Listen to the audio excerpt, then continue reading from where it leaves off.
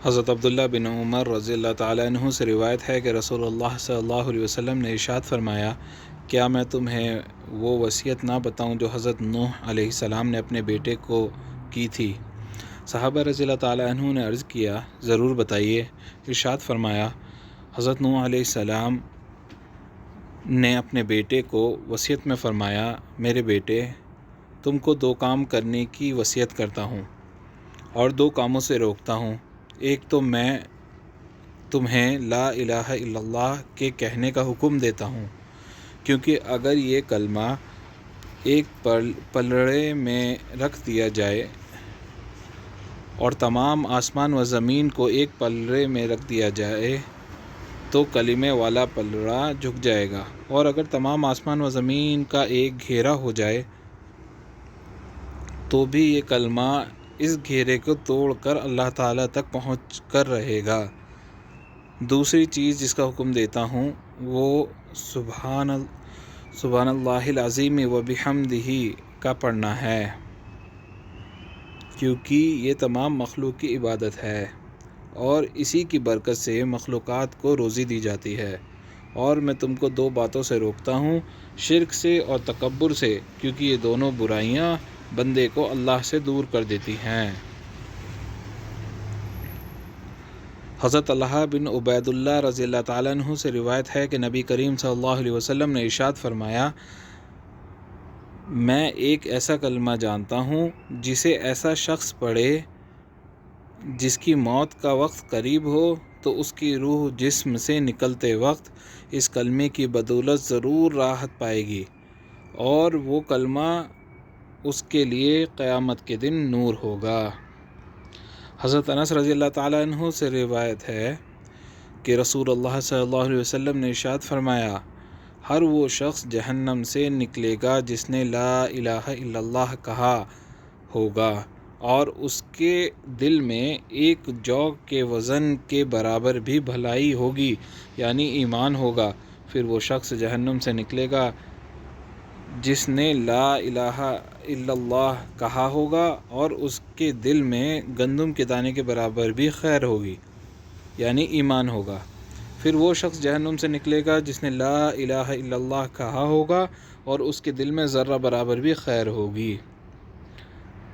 حضرت مقداد بن اسود رضی اللہ تعالیٰ عنہ فرماتے ہیں کہ میں نے نبی کریم صلی اللہ علیہ وسلم کو ارشاد فرماتے ہوئے سنا، زمین کی سطح پر کسی شہر، گاؤں، صحرا کا کوئی گھر یا خیمہ ایسا باقی نہیں جہاں اللہ تعالیٰ اسلام کے کلمے کو داخل نہ فرما دیں۔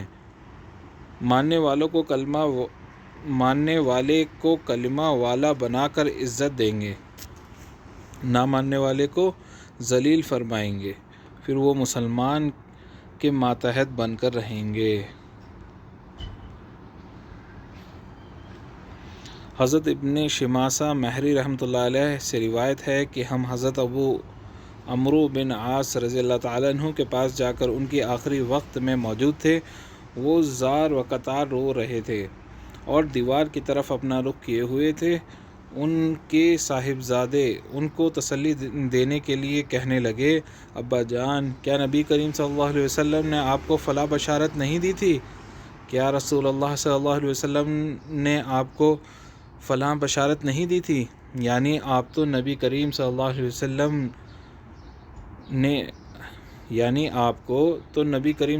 وسلم نے بڑی بڑی بشارتیں دی ہیں۔ یہ سن کر انہوں نے دیوار کی طرف سے اپنا رخ بدلا اور فرمایا، سب سے افضل چیز جو ہم نے آخرت کے لیے تیار کی ہے وہ اس بات کی شہادت ہے کہ اللہ تعالیٰ کے سوا کوئی معبود نہیں اور محمد صلی اللہ علیہ وسلم اللہ کے رسول ہیں۔ میری زندگی کے 3 دور گزرے ہیں۔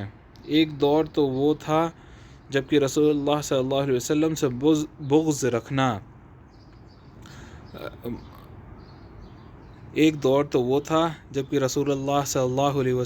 بغض رکھنے والا مجھ سے زیادہ کوئی اور شخص نہ تھا، اور جب کہ میری سب سے بڑی تمنا یہ تھی کہ کسی طرح آپ پر میرا قابو چل جائے اور میں آپ کو مار ڈالوں۔ یہ تو میری زندگی کا سب سے بدتر دور تھا۔ خدا نخواستہ میں اس حال میں مر جاتا تو یقیناً دوزخی ہوتا۔ اس کے بعد اللہ تعالیٰ نے میرے دل میں اسلام کا حق ہونا ڈال دیا تو میں آپ کے پاس آیا اور میں نے عرض کیا اپنا مبارک ہاتھ بڑھائیے تاکہ میں آپ سے بیعت کروں۔ آپ صلی اللہ علیہ وسلم نے اپنا ہاتھ مبارک بڑھا دیا۔ میں نے اپنا ہاتھ پیچھے کھینچ لیا۔ آپ نے فرمایا عمرو یہ کیا ہے؟ میں نے عرض کیا میں کچھ شرط لگانا چاہتا ہوں۔ فرمایا کیا شرط لگانا چاہتے ہو؟ میں نے کہا یہ کہ میرے سب گناہ معاف ہو جائیں۔ آپ صلی اللہ علیہ وسلم نے ارشاد فرمایا عمرو کیا تمہیں خبر نہیں کہ اسلام تو کفر کی زندگی کے گناہوں کا تمام قصہ ہی پاک کر دیتا ہے، اور ہجرت بھی پچھلے تمام گناہ معاف کر دیتی ہے، اور حج بھی پچھلے سب گناہ ختم کر دیتا ہے۔ یہ دور وہ تھا جبکہ آپ سے زیادہ پیارا، آپ سے زیادہ بزرگ و برتر میری نظر میں کوئی اور نہ تھا۔ آپ کی عظمت کی وجہ سے میری یہ تاب نہ تھی کہ کبھی آپ کو نظر بھر کر دیکھ سکتا۔ اگر مجھ سے آپ کی صورت مبارک پوچھی جائے تو میں کچھ نہیں بتا سکتا کیونکہ میں نے کبھی پوری طرح آپ کو دیکھا ہی نہیں۔ کاش اگر میں اس حال میں مر جاتا تو امید تھی کہ جنتی ہوتا۔ پھر ہم کچھ چیزوں کے متولی اور ذمہ دار بنے، نہیں کہہ سکتے کہ ہمارا حال ان چیزوں میں کیا رہا۔ یہ میری زندگی کا تیسرا دور تھا۔ اچھا دیکھو، اب میری وفات ہو جائے تو میرے جنازے کے ساتھ کوئی واویلا اور شور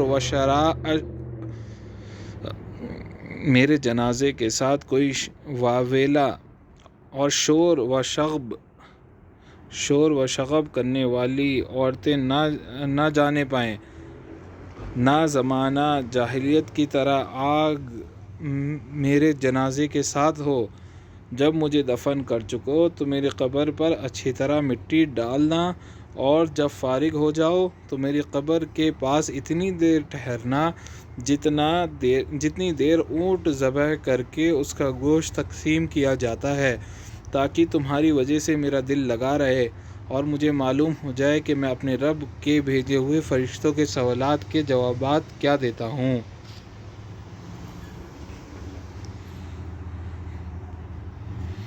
حضرت عمر رضی اللہ تعالیٰ عنہ سے روایت ہے کہ نبی کریم صلی اللہ علیہ وسلم نے ارشاد فرمایا خطاب کے بیٹے جاؤ لوگوں میں یہ اعلان کر دو کہ جنت میں صرف ایمان والے ہی داخل ہوں گے۔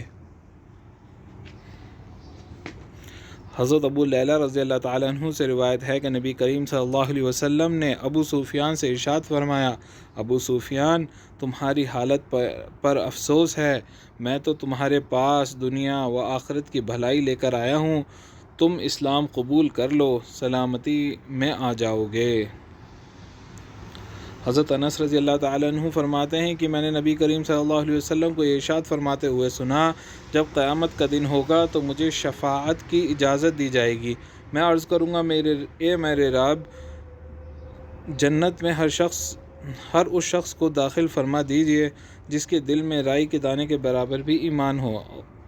اللہ تعالیٰ میری اس شفاعت کو قبول فرما لیں گے اور وہ لوگ جنت میں داخل ہو جائیں گے۔ پھر میں عرض کروں گا جنت میں ہر اس شخص کو داخل فرما دیجئے جس کے دل میں ذرا سا بھی ایمان ہو۔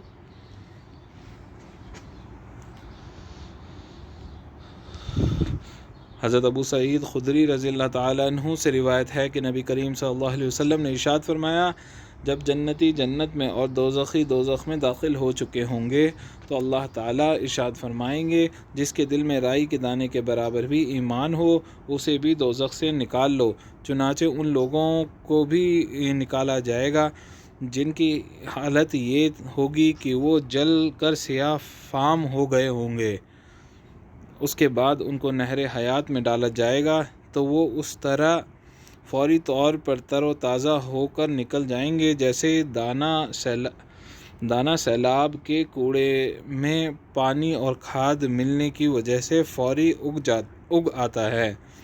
کبھی تم نے غور کیا ہے کہ وہ کیسا زرد بل کھایا ہوا نکلتا ہے؟ حضرت ابو امامہ رضی اللہ تعالیٰ عنہ سے روایت ہے کہ ایک شخص نے رسول اللہ صلی اللہ علیہ وسلم سے سوال کیا کہ ایمان کیا ہے؟ آپ صلی اللہ علیہ وسلم نے ارشاد فرمایا، جب تم کو اپنے اچھے عمل کی خوشی ہو اور اپنے برے کام پر رنج ہو تو تم مومن ہو۔ حضرت عباس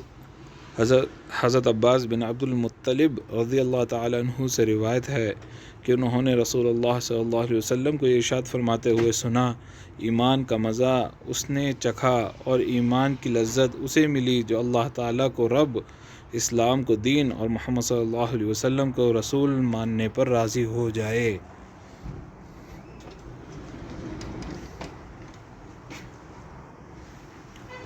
فائدہ مطلب یہ ہے کہ اللہ تعالیٰ کی بندگی اور اسلام کے مطابق عمل اور حضرت محمد صلی اللہ علیہ وسلم کی اطاعت اللہ تعالیٰ اور ان کے رسول صلی اللہ علیہ وسلم کو اسلام کی محبت کے ساتھ ہو جس کو یہ بات نصیب ہو گئی، یقیناً ایمانی لذت میں بھی اس کا حصہ ہو گیا۔